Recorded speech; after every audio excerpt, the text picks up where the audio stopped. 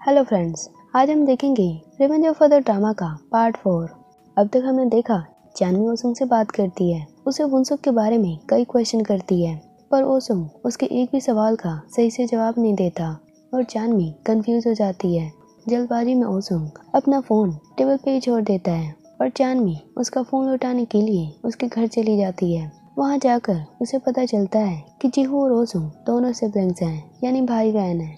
ये सच अब चानमी जान चुकी है तो जीहू और ओसुंग थोड़े घबराए हुए थे, क्योंकि क्या पता चानमी पूरी क्लास में ये बात ना बता दे। अब पूरी क्लास चल रही थी, तभी एक स्टूडेंट सबसे कहता है कि जुंगिन स्कूल में आ चुका है, वो भी पुलिस के साथ। वो हमारे हीरो को पकड़ना चाहता है। ये सुन जीसू बिल्कुल डर चुका था, क्योंकि क्या पता अब वो पकड़ा जाए। कोई नहीं जानता वो हीरो कोई और नहीं जीसू है। सारे स्टूडेंट पुलिस को कह रहे थे हमारे हीरो ने बिल्कुल सही किया, उसे मत पकड़ो, इन्वेस्टिगेशन करना बंद करो। पर पुलिस नहीं रुकती और उन्हें सीसीटीवी रिकॉर्डिंग में चानमी की बाइक दिखाई देती है, जिसमें वो किसी से बातें कर रही है, पर रिकॉर्डिंग में किसी का चेहरा नहीं दिखाई देता। ये वही जगह था जहाँ जीसू दीवार से कूदा था और चानमी और जीसू मिले थे। आगे हम देखते हैं चानमी कुछ स्टूडेंट्स के साथ बैठी है। कुछ कहते हैं जिसने जुंगिन को टॉर्चर किया, यानी हमारे हीरो ने जुंगिन को सबक सिखाया, शायद उसी ने मुंशी को भी मारा होगा, क्योंकि वो भी बुरा इंसान था। तो कुछ कहते हैं नहीं, वुनसुक कितना भी बुरा नहीं था और हमारा हीरो किसी को जान से नहीं मार सकता। अब चानवी सोच में पड़ जाती है कि क्या सच में उसी इंसान ने वुनसुक को मारा था या वो कोई और था। चानवी अब उस हीरो के ऊपर पूरे शक में थी, जिसे सब मनी मन शाबाशी दे रहे थे, तारीफ कर रहे थे, उस पर चानवी शक कर रही थी। तभी वो जीसू को देखती है जो उसके सामने ही था। उसे वो रात याद आती है जब उसने जीसू के जूतों पर ब्लड देखा था। अब चानवी को जीसू पे शक हो चुका था। अब वो छुट्टी के टाइम रिपेयरिंग शॉप के ओनर से जीसू का एड्रेस पूछ लेती है और उसके घर जाकर छानबीन करने लगती है।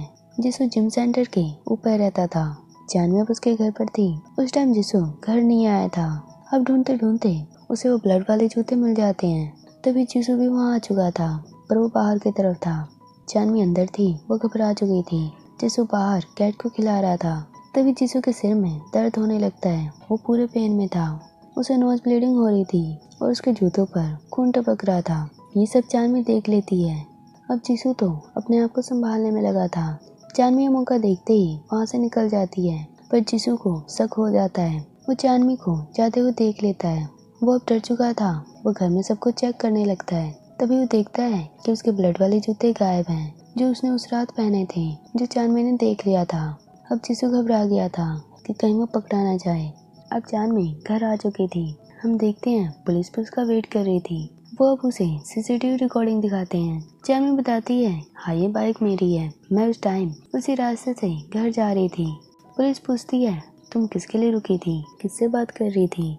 चानवी सच सच बता देती है कि वो जीसू था, वो भी वहाँ से जा रहा था। चानवी थोड़ा घबरा चुकी थी। वो बैग पकड़ते हुए आंसर दे रही थी। पुलिस को उस पर शक होने लगता है कि चानवी कुछ न कुछ तो छुपा रही है। अब आगे पुलिस जीसू से पूछताछ करती है, पर जीसू उनके सवालों का साफ साफ जवाब नहीं देता। वो कहता है मैं उस रात अपनी बाइक लेने जा रहा था, रास्ते में चानवी से मिला जो उस रास्ते से जा रही थी। जीसू जल्द से जल्द वहाँ से जाना चाहता था।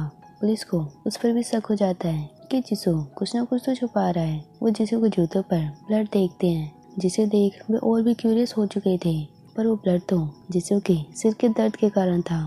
जब दिन में उसे नोज ब्लीडिंग हो रही थी, पर कोई भी ये बात नहीं जानता। अब जीसू जिम में था और क्लीनिंग कर रहा था। आगे वो टेरेस पे बैठा बैठा सोच रहा था कि अगर मैं पकड़ा भी जाऊं तो भी कुछ नहीं कर सकता। अब नेक्स्ट डे हम देखते हैं चानवी किसी का वेट कर रही है। वो जीसू का वेट कर रही थी। जीसू के आते ही वो पूछती है डिटेक्टिव ने तुमसे क्या क्या पूछा। जीसू उस पर गुस्सा था। वो कहता है तुमने तो उन्हें भेजा था, तुमने उनको बता दिया होगा मेरे जूतों के बारे में, उस रात के बारे में। और वो जूते क्या तुमने पुलिस को दे दिए जो तुमने कल चुराए थे। चानवी कहती है मैंने ऐसा कुछ भी नहीं किया। चानवी अब उसके जूते उसे वापस कर देती है जो उसने कल चुराए थे और कहती है मैंने उस रात के बारे में पुलिस को कुछ नहीं बताया, बस यही कहा था कि तुम भी उस रास्ते से जा रहे थे। चानवी जीसू से बार बार माफी मांगती है, क्योंकि चानवी ने कल जब जीसू को देखा था जब उसे नोज ब्लीडिंग हो रही थी और उसके जूते ब्लड से भर गया था, उसे लग रहा था कि शायद उस रात भी उन जूतों पर जीसू का ही ब्लड था। अब जीसू कहता है वैसे मैं जानता हूँ तुम सोच रही हो हमारे हीरो ने ही वुनसुक को मारा होगा, पर उसने वुनसुक को नहीं मारा।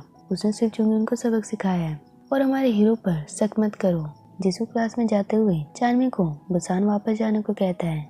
चानवी कंफ्यूज हो जाती है। वो उसे बार बार पूछने लगती है कि वो ऐसा क्यों कह रहा है कि हमारा हीरो वंसु को नहीं मार सकता। आखिर इसका मतलब क्या है? जिसू उसके सवालों का जवाब नहीं देता। तभी जीहू चानवी को रोकते हुए डांटती है कि तुम जिसू को कभी अकेला नहीं छोड़ती, उसे तंग क्यों कर रही हो। आगे ये दोनों क्लास के बाहर आर्गुमेंट कर रहे थे। जीहू सोचती है कि चानवी उसका सच जानती है, इसलिए उस पर प्रेशर डालेगी। चानवी कहती है, जीहू मुझे उससे बिल्कुल फर्क नहीं पड़ता, मैं किसी को भी तुम्हारा सच नहीं बताऊंगी। पर जीहू को चानवी पर विश्वास नहीं था। वो कहती है, मैं तुम्हें सबक सिखा कर रहूंगी। चानवी भी गुस्से में कहती है, अगर तुम फाइट करोगी तो मैं भी चुप नहीं बैठूंगी। अब दोनों में दुश्मनी हो गई थी। जीहू भी बहुत गुस्से में थी। आगे शाम को जिसू अपने पार्ट टाइम जॉब पे था। वो अपने लॉकर से मास्क, ग्लव्स, टेप और वो चीजें जिससे उसने जुंगन को टॉर्चर किया था, वो सारी चीजें कचरे में फेंक देता है। अब जिसू वो ट्रेस फेंकने बाहर जा ही रहा था, तभी लेडी ऑफिसर वहाँ आ जाती है। वो उसे देख लेती है। जिसू उन्हें कहता है, मैं भी जॉब पर हूँ तो प्लीज बाद में आना, मैं भी किसी भी सवालों का जवाब नहीं दे सकता। ऑफिसर कहती है, डोंट वरी, मैं तो रेस्टोरेंट में कुछ खाने आई हूँ। अब जिसू वो ट्रेस फेंकने चला जाता है। अब लेडी ऑफिसर और जिसू दोनों रेस्टोरेंट में ही थे।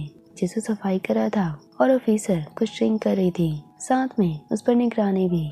जिसू थोड़ा परेशान था कि कहीं उन्हें सच पता ना चल गया हो। तभी वो देखता है लेडी ऑफिसर के साथ एक डॉक्टर है। ये वही डॉक्टर था जिससे जिसू अपना इलाज करवा रहा है। जिसू ये देख थोड़ा डर जाता है।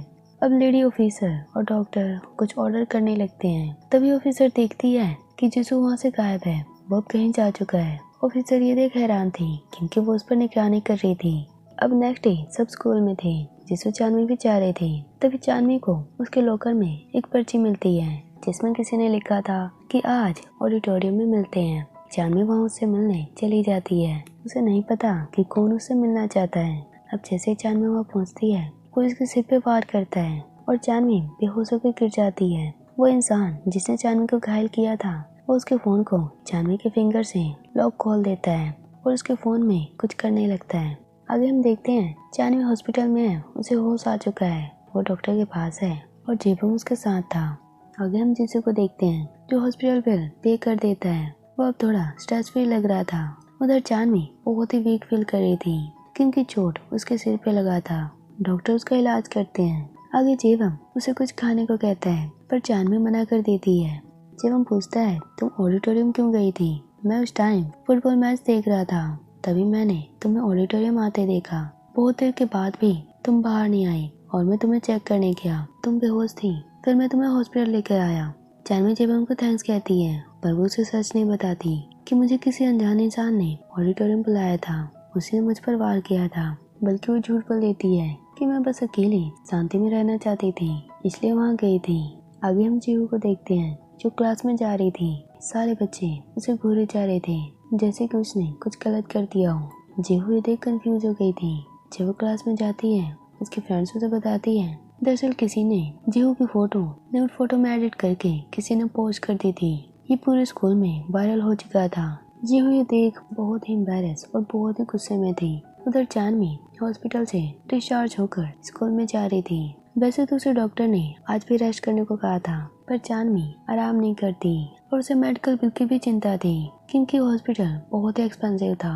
जेवम उसे कहता है वो तो पे हो चुका है। दरअसल ये हॉस्पिटल जेवम की फैमिली का था। चानवी कहती है थैंक्स, पर मैं तुम्हें धीरे धीरे लौटा दूंगी। अब चानवी और जेवम दोनों स्कूल जा रहे थे।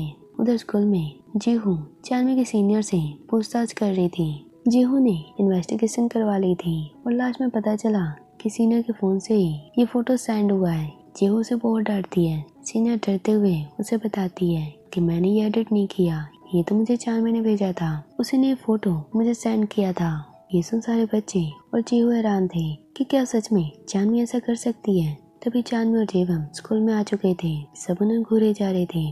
चानवी उन्हें देख कंफ्यूज हो गई थी। अब जीहू चानवी को स्लैप करते हुए उसे पूछने लगती है, उसे डराने धमकाने लगती है कि तुमने ये क्यों किया, तुम चाहते क्या हो। पर चानवी को तो कुछ भी नहीं पता कि यहाँ क्या चल रहा है। वो तो इन सारी चीजों से अनजान थी।